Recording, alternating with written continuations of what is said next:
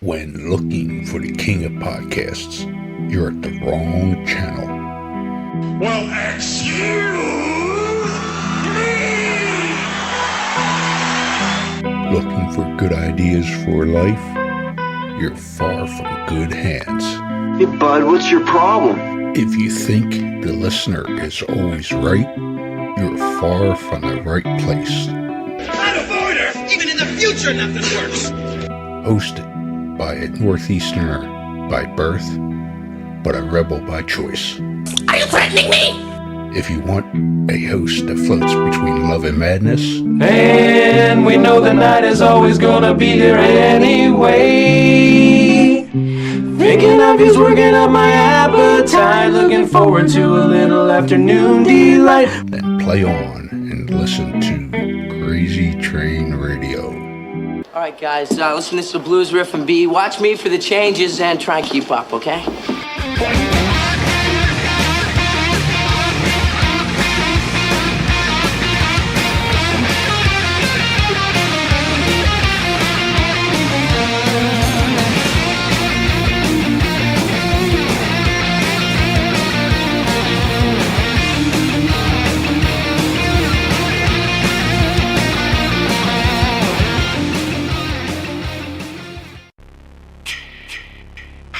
Hey there, Friday fans.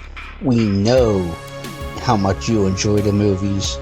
Enjoy grabbing your Friday merchandise and interacting with the Friday family, whether it be at conventions or during our particular watch-alongs.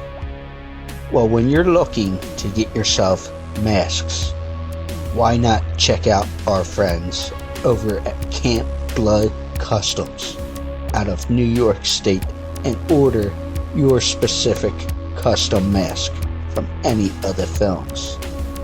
All orders are made specifically. Your needs and wants are. Make sure you find Camp Blood Customs on Facebook, Instagram, and all over social media and order yours today.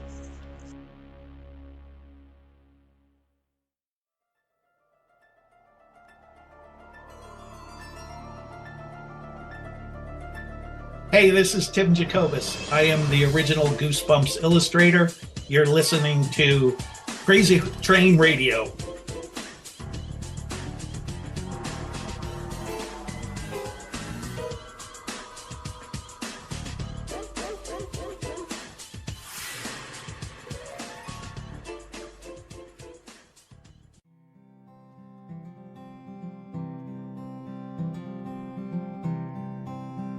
I'm Jim Lindsay, and this is Crazy Train Radio.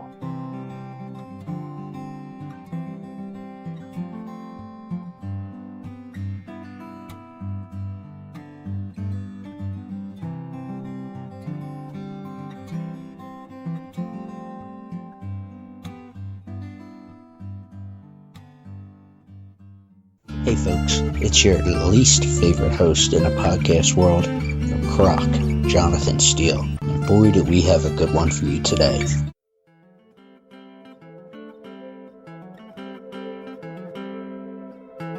Ladies and gentlemen, boys and girls, children of all ages. I'm actually excited about this one because it affects a little bit of the history side of things, which we all know is in my wheelhouse.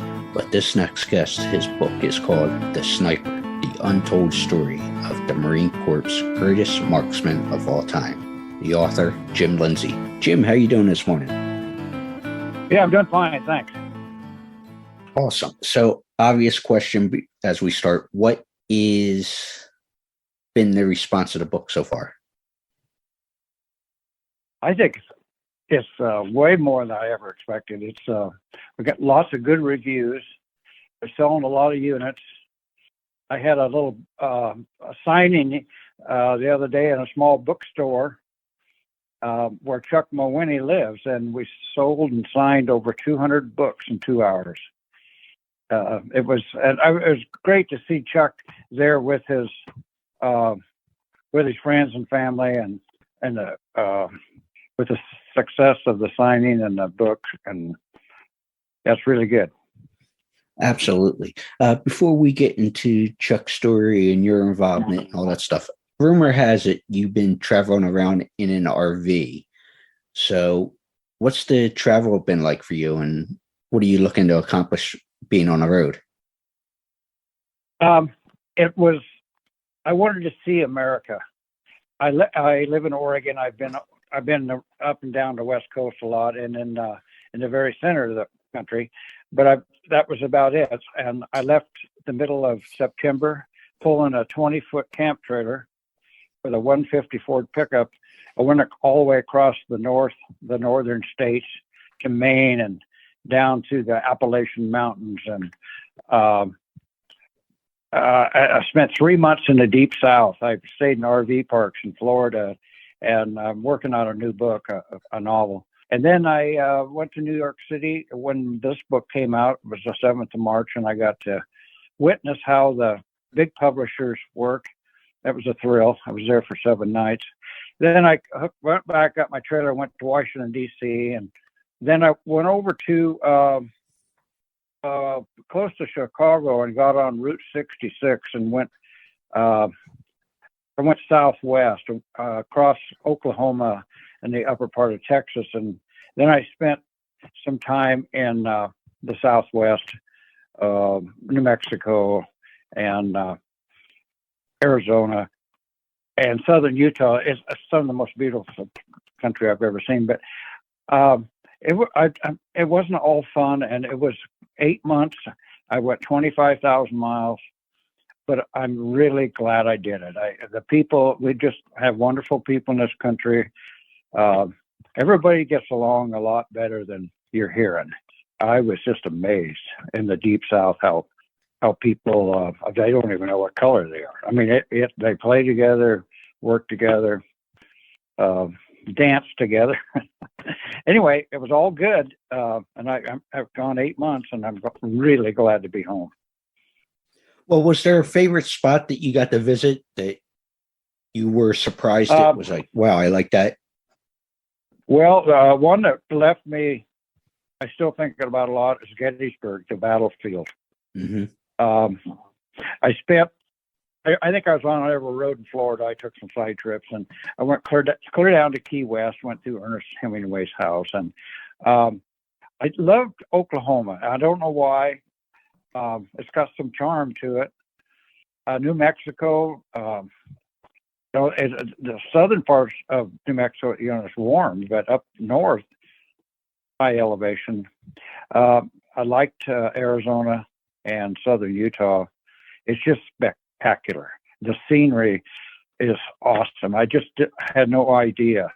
And the cactus and the rocks and the red and the erosion and that whole area was a rainforest a few million years ago, and over time, a lot of time, it's dried up and eroded, and it's beautiful.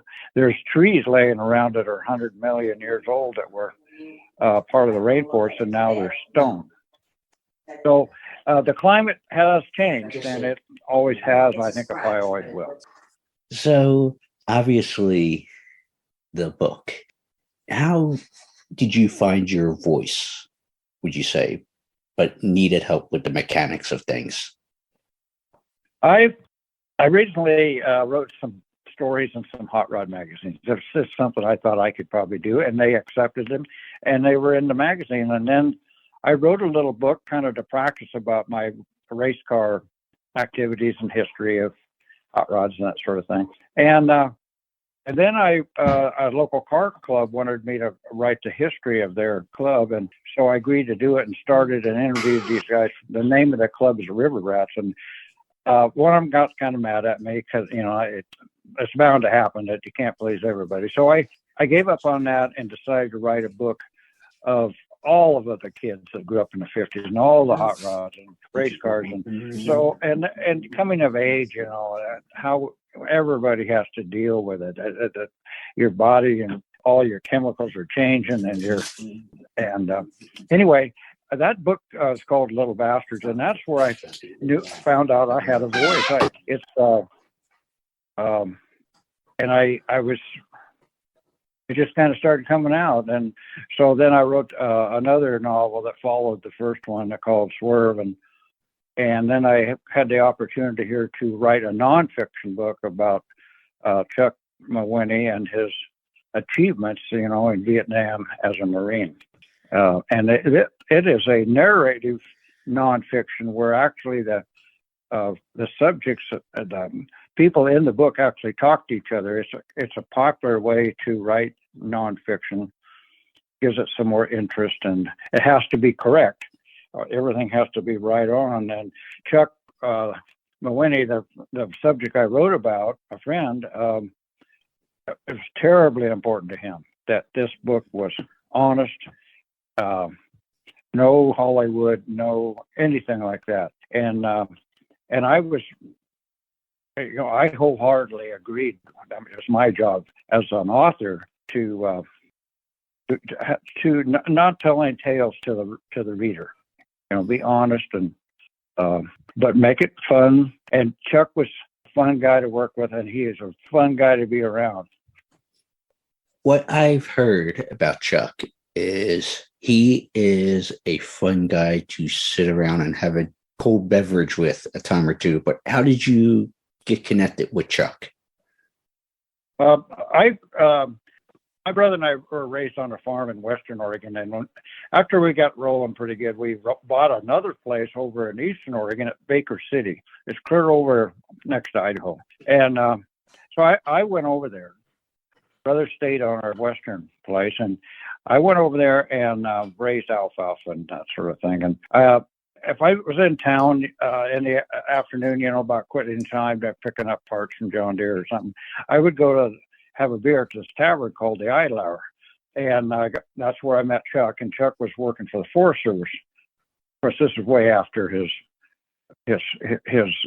time in the service. And we both like drinking beer and sit around, you know, and I just enjoyed his company. He's one of these guys that when you walk in the room and you see him, you're glad he's there. You know something fun's going to happen. And he's a quiet guy, but he never ever mentioned once anything about military, and I didn't either. I didn't have any reason to. So it was a surprise later on when I found out what he had done. In fact, he had never told anybody that he'd even been in any kind of service, and he didn't even tell his wife. So another author wrote a book.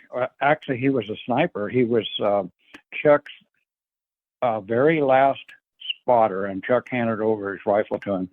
This fellow wrote a book called Dear Mom, and it was about his experience as a sniper in Vietnam. And of course, he mentioned Chuck, and Chuck and said that he had 101 kills, and that so when the book came out, that started a big controversy.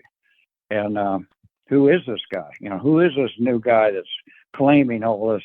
You know, Carlos Hathcock had 93, and he was known as the sniper. I mean, he had the most, and so it caused a controversy. And just suddenly, Chuck was a famous man. And fortunately, his platoon leader had kept track of the kill sheets and was able to prove it was actually 103 kills that Chuck had gotten, and so he just became a known figure in the Marines and the rifle, the target shooting, and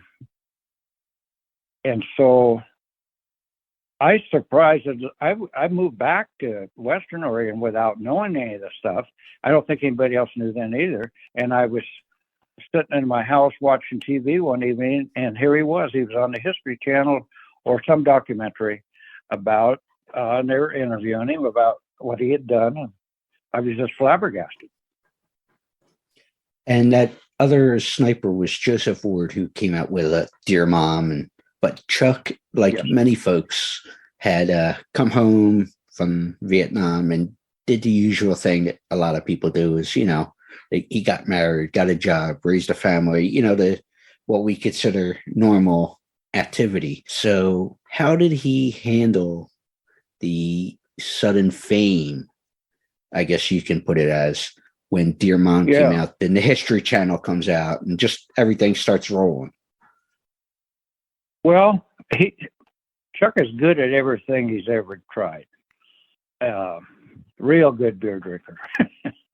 And he my kind of guy. He likes fast cars, motorcycles. He had a great job in high school. He worked at a Ford dealership in Lakeview, Oregon, where he was raised. And so, just, talented person. And so when this happened, he dealt with it kind of like he dealt with everything, including being a sniper.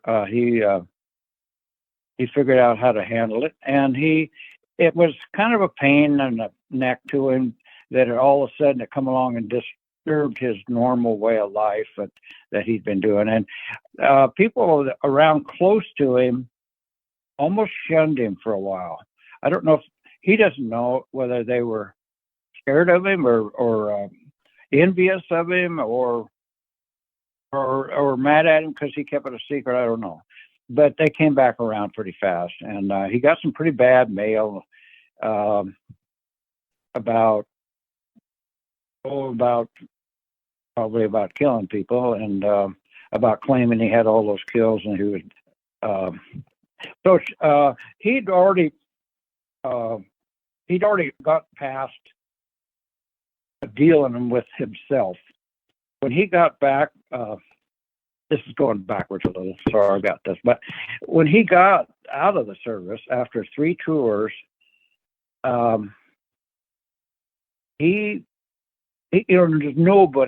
could ever understand what he did unless you were another sniper. There's just no way. And he experienced that on his furloughs home. Suddenly he found out his friends they were still just kids, and he never talked. So that's how I kind of got in the habit of just not bringing it up. It was just easier. So when when all this happened to him, he just decided that he would just go with it, and he did a lot of public speaking, and he signed. They used his name on some products, a knife, and with a whole bunch of 103 rifles were made with exact replicas of his Remington. And then he, I think he kind of enjoyed it. And once he met a tremendous amount of real important, famous people on these, and they toured him around, and I think, and then it just kind of faded away, and until this book come out. And I called him when I found out through some friends, I got his phone number. I called him and about writing the book, and he said, well, the last 2 guys tried to write my book, my story, both died of a heart attack or something before they got them done.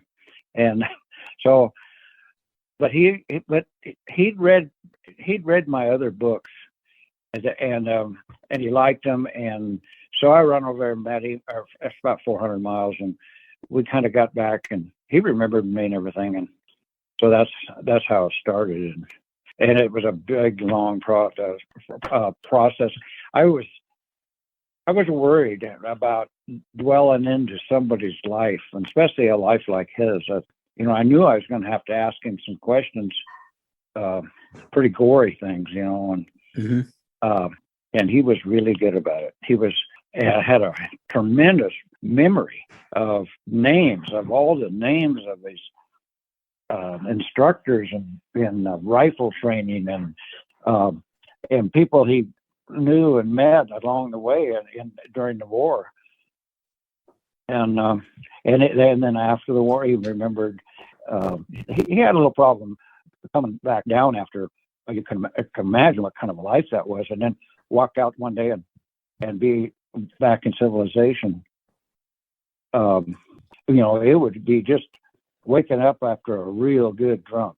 I think just everything would be so much different. And but he dealt with it, and he was a successful, a good father. He Him and his wife Robin raised 4 boys. They've all doing well.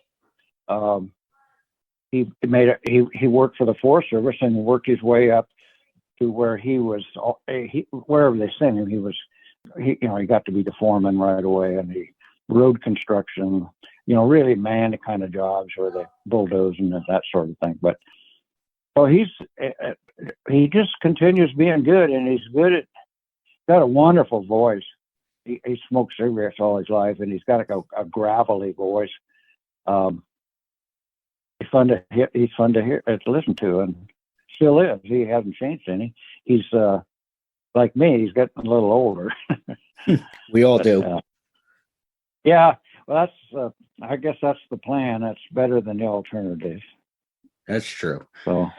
So, what was it like as far as putting together, telling his story of, obviously people look at the heroic exploits in battle and stuff, but did you notice if there was a toll taken on him from the human being side? But also, with that being said, you mentioned that he wanted it to be as accurate as possible. And sometimes people like to tell the old fish story when something was like, oh, I caught a minnow, but yet it became Moby Dick. You know what I'm saying? How did you guys go through all that? Okay, good question. He would tell me these stories, and they were, some are just remarkable things that happened in Vietnam, and he just roll out just like he was just like we were talking about fishing or hunting or something. And one story he told me that he didn't have to tell me that was pretty funny. It was kind of a joke on him, but it showed me that he was willing, that he was just so honest. One day he was out with a company, him and his spotter, and they were camped out in a perimeter is what they call, and they dig foxholes in a great big circle, and the commander, he's there, and everybody's okay. So this great big helicopter comes in and flies in and lands next to their perimeter, and some big shots get out. A lot of brass, and one of them is curious about something about the area, and so the company commander introduced him to Chuck, and asked Chuck to take him out and show him whatever he wanted to see. So they went out in this pretty open area and pretty high grass, you could see quite a ways. And suddenly Chuck saw 3 NVA soldiers, and they were a long ways away. And so the general or colonel or whatever he was says, let's go get in the helicopter and we'll run out there and we'll run them down. Chuck says, well, if we go get in the helicopter, they'll be gone. Why don't I just shoot them? And the colonel says, there's nobody can make a shot that far. So Chuck got in a prone position, or leaning over a rock, I think, and he shot one of them. And by the time he was able to, it was a bold action, the other 2 had disappeared. And this colonel, he was just flabbergasted that anybody could shoot that far away. And then Chuck told me, he says, I never told the guy, but the one I was aiming at isn't the one I hit. And I just was tickled about that he would tell me that, that he was clear with me that is what he wasn't perfect, in other words. So I things that he questioned things like he was worried that after the book was sold to a publisher, that the publisher would want to change things, and I promised him that wouldn't happen. That I'd go down with the ship. I would never let that happen. And once St. Martin's Press bought it, they wanted it absolutely as honest. They didn't change anything like any of that kind of stuff. And anytime they wanted to change anything at all, they would ask me, and they would suggest I do. The book was a little heavy in the front, and I took some chapters out when he was in high school, and they're good, funny stories, but I think they were right. So I'm convinced. I'd put my hand on the Bible and swear to God, everything in that book is absolutely, certainly true. And, from what I've gathered so far, going through the book and everything else, in terms of learning Chuck's story and stuff, I think the most important thing we can take, or I could anyway, and I think most people should when they read the book and everything, is the type of guy Chuck is. Obviously, you said about meeting him at the bar, and he's a guy you'd want to be around and stuff. But when he was in the service, he would be offering his assistance to other people, whether it be helping deliver things, taking watches for people so they can rest, and that he was a guy willing to do for others. And obviously, it takes a special person to serve in the military and then be that on top of it. Well, you know how that kind of happened is he finished sniper school like number one in the whole class, and so he gets over there and expects to go right into a sniper platoon. Well, they didn't want any. He had to be a regular old Marine for a month or two, and that's when he learned the life of a grunt, a Marine, and what a struggle it was. They just never let him rest. They just work. They're always doing something, and so that's why he would help all the guys. When he was like a gun for hire. Some company would need a sniper for some particular reason, and they would go to the platoon and they would get somebody like Chuck and a spotter and his spotter. And so, but Chuck almost was always out. He was hardly ever in Anwa. That's where the platoon was. He'd be out, and when a job was finished, then he would go direct to another company. So he was out in the brush a lot. That's one of the reasons why we got so many kills. But I didn't finish the answer. What you asked me before about what he felt like about killing people. And so he's just out of high school, and he goes to San Diego in boot camp, and he's proficient and he's out shooting everybody. He can outrun anybody. He grew up in Lakeview at 5,000 feet elevation. He got to San Diego, and he said he'd never breathed air before, and he was just out in front of everybody. Then he picked up the rifle, and he was the very best. And then he went to Vietnam, and he had to be a grunt for a while. Then he got in a platoon with the other snipers, was a spotter for a while, and he got his first kill when he was a spotter. And he was with a guy who'd been a sniper quite a while. Was getting ready to go home, and the sniper couldn't see the target, and Chuck could. So Chuck got his first kill, and he said to himself, God said, "Thou shalt not kill." And when that happened, and he saw a human being die in his scope, he dealt with it. He just had seen another Marine killed in a very mean, torturous way, and so he said, "God said, don't kill," and I'm saying, Thou shalt not kill my Marines," about the enemy. So, and then from then on, it was just business. He said it was the most extreme hunting there is, to hunt another human being, and to go do that for 2 tours. And then he tried to go another tour as a sniper. Wouldn't let him do it, so he volunteered to be a door gunner in a helicopter. They wouldn't let him do that, so he was kind of a cop there at Da Nang there at the last, and right before he got out.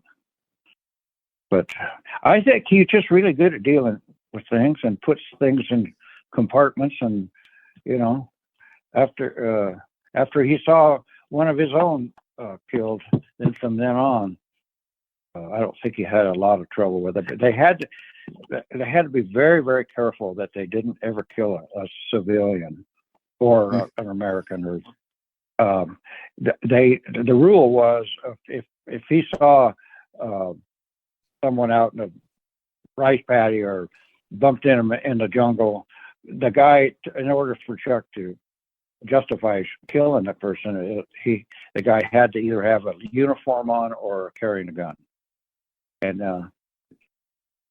he was all really careful about that. And I think that's probably one of the reasons why he's able to carry on and justify it and everything, and live the way it's lived, is because he's certain that he had never killed anybody by accident. Yeah.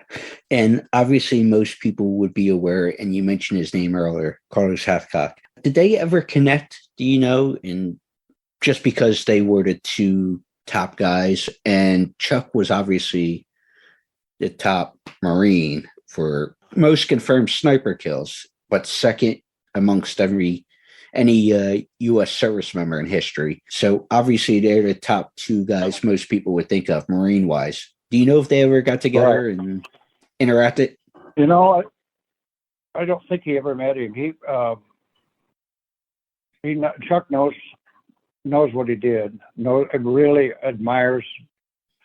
Carlos died young. He was he got multiple sclerosis or something like that, and he was definitely a hero. And Chuck recognizes that.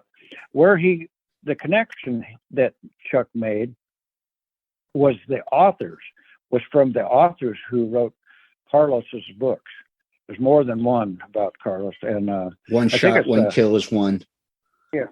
One of them was named Henderson that wrote it, and another one, there was a pair of brothers, and they were very upset, and one of them called Chuck. And that was before Chuck's platoon leader come up with the results of his count, and they wouldn't believe it. They just wouldn't believe Chuck. They almost called him a liar, and they thought he had 101 because of the book. And Chuck said, "Well, you're right. It wasn't 101. It was 103." So. And then after everything came out in the wash and everybody knew the truth, then he met these authors at some kind of a speaking engagement, and they tolerated each other, you know. So it turned out fine. And luckily, that platoon leader, I think he lives in Kansas, had kept that track of that stuff, and otherwise, you know, it would have never been proven. And so it's been a real thrill for me to. It took a long time. It was 4 years. There was other things that come along. You know, I'm not like Ernest Hemingway that can just sit down and that's all I do is write and fish. I got a lot of other things I'm doing, but it's been good. You said you're working on another project. Are you able to disclose on what that is you're working on, or? It's like a coming of age story of these boys that grew up in the 50s, and I got it. It's gonna be a pretty big book, and I've got it to where it's not too far from sending it to my agent. I have a lady here at Corvallis that helps me with she's an editor, and she's just a wonderful person and really knows the mechanics of writing a book, and I've learned so much from her. And so we'll go through that again, and then I'll send it. I got a couple more in my mind. You know, I got one book about a third written. I think it's just going to be a wonderful book about a little Mexican boy. It'll be smaller, and then I kind of like to write a Western, cowboy Western, and at my age, that I hope I get them done. And I'm pretty good health though, so I might make it. There you go. Well, the book is The Sniper, The Untold Story of the Marine Corps' Greatest Marksman of All Time. Jim Lindsay, thank you so much. Thank you. You're good at what you do.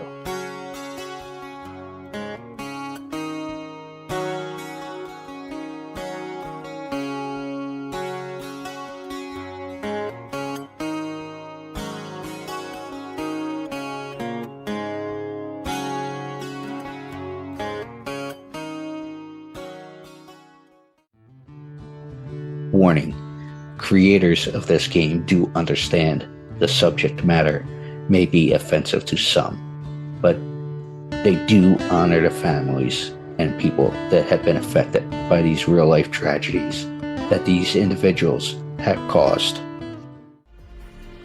Want to play a game? Oh, yeah! Lover of true crime? Yes, yes, yes. Well, we got an interesting game for you to check out. Wow. With the mashup of influences such as horror movies, collecting cards, and RPGs. What?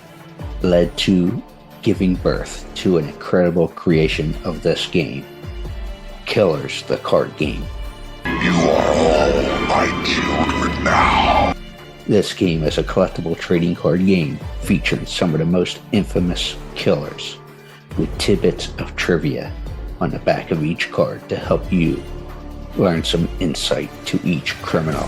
Who the hell are you? Let's not forget, during the game, cops will be chasing you and these criminals. I'm a cop, you idiot! However, check out their website listed through all social media today, which can be found under Killers, the card game. Am I on the internet? I want to play a game.